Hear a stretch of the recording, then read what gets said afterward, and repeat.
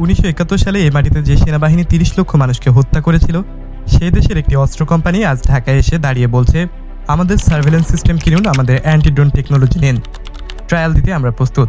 এটা কি শুধু ব্যবসা, নাকি এর পেছনে আছে একটি বিশাল কৌশলগত সমীকরণ, যেটা বাংলাদেশের ভবিষ্যৎ নিরাপত্তাকে সরাসরি প্রভাব করবে? আজকের ভিডিওতে আমি পুরো ছবিটাই আপনাদের সামনে তুলে ধরবো, শুধু ফ্যাক্ট দিয়ে আর অ্যানালাইসিস দিয়ে। এখনও যদি আপনি আমাদের চ্যানেলে নতুন হয়ে থাকেন, তাহলে এখনই সাবস্ক্রাইব করে ফেলুন।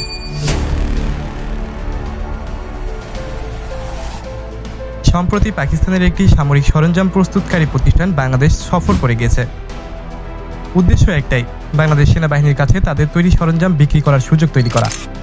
এখন প্রশ্ন হলো, তারা কি নিয়ে এসেছিল? তাদের তালিকায় ছিল 6টি মূল ক্যাটাগরির সামরিক সরঞ্জাম। প্রথমটি হচ্ছে হেডহেল্ড সার্ভেলেন্স ডিভাইস। এটা মাঠ পর্যায়ে সৈনিকদের হাতে থাকে, দূর থেকে শত্রুপক্ষের গতিবিধি ট্র্যাক করা যায়। দ্বিতীয়টি হচ্ছে আর্টিলারি অবজারভেশন সিস্টেম। এটা কামান বা মর্টারের নিশানা নির্ধারণ করে। আধুনিক যুদ্ধে এটা ছাড়া আর্টিলারি একদম অন্ধ। তৃতীয়টি হচ্ছে border and coastal surveillance system, সীমান্ত এবং সমুদ্র সীমা পর্যবেক্ষণের জন্য। চতুর্থটি হচ্ছে মিলিটারি অপটিক্স, রাতের অন্ধকারে কিংবা কুয়াশায় যে কোনো পরিবেশে দেখার সক্ষমতা দেয়। পঞ্চমটি হচ্ছে অ্যান্টি ট্যাঙ্ক টেকনোলজি, শত্রুর ড্রোন ধ্বংস বা জ্যাম করার সিস্টেম। এবং ষষ্ঠ, ড্রোন নিজেই নজরদারি এবং আক্রমণ দুটোতে ব্যবহারযোগ্য। এগুলো কিন্তু সস্তা গ্যাজেট না, এগুলো ব্যাটেলফিল্ড ইন্টেলিজেন্সের মেরুদণ্ড। এবং পাকিস্তানি কোম্পানি শুধু অফার করেই থামেনি, তারা ট্রায়ালের আগ্রহ স্পষ্টভাবে বাংলাদেশকে জানিয়েছে। এই সফরকে বিচ্ছিন্নভাবে দেখলে পুরো ছবিটা বোঝা যাবে না, কারণ গত 1.5 বছরে পাকিস্তান এবং বাংলাদেশের মধ্যে যা হয়েছে, সেটা দক্ষিণ এশিয়ার কূটনীতিক ইতিহাসে একটা বড় মোড়। 2024 সালের আগস্টে শেখ হাসিনা সরকারের পতনের পর থেকে এই সম্পর্কের গতি হঠাৎ করে বেড়ে যায়।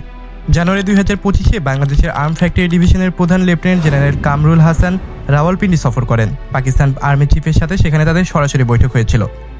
একই বছরের ফেব্রুয়ারিতে বাংলাদেশের নৌবাহিনী প্রধান পাকিস্তান সফর করেন। মে 2025-এ পাকিস্তান আর্মি মেডিকেল ক্রপস থেকে 3 জন ব্রিগেডিয়ার বাংলাদেশ সফর করে কক্সবাজারের 10ম ইনফ্যান্ট্রি ডিভিশন হেডকোয়ার্টারে পরিদর্শনও করে যান। আগস্টে 2025 সালে পাকিস্তানের জয়েন্ট চিফ অফ স্টাফ কমিটির একজন চেয়ারম্যান জেনারেল সাহির শামশাদ মির্জা ঢাকায় আসেন।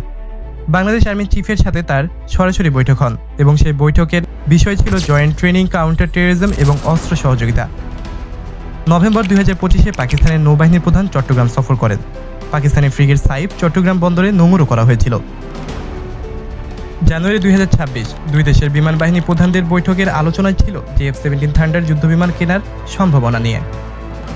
মানে বুঝতে পারছেন, গত 15 মাসে দুই দেশের মধ্যে সেনা, নৌ এবং বিমান 3 বাহিনীর পর্যায়ের বৈঠক হয়েছে। এই অপটিক্স কোম্পানির সফর সেই বৃহত্তর সামরিক সম্পর্কের একটি স্বাভাবিক পরবর্তী পদক্ষেপ। তাহলে বাংলাদেশের আগ্রহটা কোথা থেকে আসছে? এটার পিছনে আসলে 3টি কারণ আছে। প্রথম কারণটি হচ্ছে ফোর্সেস গোল 2030। বাংলাদেশ সেনাবাহিনীর এই আধুনিকায়ন পরিকল্পনায় স্পষ্টভাবে উল্লেখ আছে নজরদারি সক্ষমতা বৃদ্ধি, অ্যান্টি ড্রোন প্রযুক্তি অর্জন এবং সীমান্ত ও উপকূলীয় নিরাপত্তা শক্তিশালী করা। পাকিস্তানি কোম্পানির অফার করা তালিকাটি এই 3টা প্রয়োজনের সাথে হুবহু মিলে যায়। দ্বিতীয় কারণ হচ্ছে মূল্য। পশ্চিমা দেশের সামরিক সরঞ্জাম কেনা মানে বিশাল বাজেট। চীনা সরঞ্জাম সস্তা কিন্তু প্রযুক্তিগতভাবে অনেক সময় সীমাবদ্ধ। পাকিস্তানি সরঞ্জাম বিশেষত চীনা প্রযুক্তির সাথে সমন্বিত। তুলনামূলক মূল্য সেখানে অনেকটাই কমে যায় এবং মোটামুটি আধুনিক প্রযুক্তি পাওয়া যাবে। তৃতীয় এবং সবথেকে গুরুত্বপূর্ণ কারণ হচ্ছে ভারতের সাথে দূরত্ব। শেখ হাসিনা পতনের পর থেকে ভারত বাংলাদেশ সম্পর্কে একটা ঠান্ডা ভাব তৈরি হয়েছে। ভারত এখন পর্যন্ত বাংলাদেশের সামরিক আধুনিকায়নে যে সহযোগিতা করছিল, সেটা এখন অনেকটাই স্থবির। স্বাভাবিকভাবে বাংলাদেশ বিকল্প সরবরাহকারী খুঁজছে। এবার আসি সবচেয়ে গুরুত্বপূর্ণ প্রশ্নে, এই সামরিক সম্পর্কে ভূরাজনৈতিক মানে কি? মনে করেন 2025 সালের মে মাসের কথা। ভারত এবং পাকিস্তান 4 দিনের সরাসরি সামরিক সংঘাতে জড়িয়ে পড়েছিল। দুই দেশ একে অপরের ভূখণ্ডে ক্ষেপণাস্ত্র এবং ড্রোন হামলা চালিয়েছে। এই পরিস্থিতিতে বাংলাদেশ যদি পাকিস্তানের তৈরি surveillance system, anti drone technology এবং মিলিটারি অপটিক্স কিনে, তাহলে ভারত স্বাভাবিকভাবে এই প্রশ্ন করবে, বাংলাদেশকে আমাদের চিরশত্রুর অস্ত্র দিয়ে নিজেকে সজ্জিত করছে। এটা শুধু অস্ত্র কিনা না, এটা একটা কূটনৈতিক সংকেত। অন্যদিকে বাংলাদেশের পূর্বে মিয়ানমার সীমান্তে চাপ বাড়াচ্ছে। রোহিঙ্গা সংকট এখনও অমীমাংসিত। সেই প্রেক্ষাপটে বর্ডার সার্ভেলেন্স সক্ষমতা বাড়ানো বাংলাদেশের জন্য সত্যিকারের প্রয়োজন হয়ে দাঁড়িয়েছে। তাহলে বাংলাদেশ আসলে কোন পথ বেছে নিচ্ছে? ভারসাম্যের কূটনীতি নাকি একটি নির্দিষ্ট দিকে ঝুঁকে পড়া? এই প্রশ্নের উত্তর নির্ভর করবে আগামী কয়েক মাসে বাংলাদেশ আসলে কি কেনে, কার কাছ থেকে কিনে, তার উপরে। তাহলে সামগ্রিকভাবে দেখা গেলে দেখতে পাবেন, একটি পাকিস্তানি সামরিক সরঞ্জাম কোম্পানির ঢাকায় সফর এটা শুধু একটা ব্যবসায়িক সফর না, এটা একটি বৃহত্তর সামরিক সম্পর্কের অংশ, যেটা 2024 সাল থেকে দ্রুত গতিতে গভীর হচ্ছে। এটা বাংলাদেশের ফোর্সেস গোল 2030 সাথে সরাসরি সংযুক্ত এবং এটা দক্ষিণ এশিয়ার ভূরাজনৈতিক ভারসাম্যে বাংলাদেশের অবস্থানকে নতুনভাবে সংজ্ঞায়িত করতে পারে। আপনি কি মনে করেন বাংলাদেশের উচিত পাকিস্তানের সামরিক সরঞ্জাম কিনা, নাকি এই সম্পর্ক বাংলাদেশের জন্য নতুন করে কৌশলগত ঝুঁকি তৈরি করতে পারে? কমেন্টে আপনার মতামত জানান, আমি কিন্তু প্রত্যেকটা কমেন্টই পড়ি। আর যদি এই ধরনের গভীর বিশ্লেষণ চান তাহলে এখনই সাবস্ক্রাইব করুন এবং বেল আইকন চাপুন।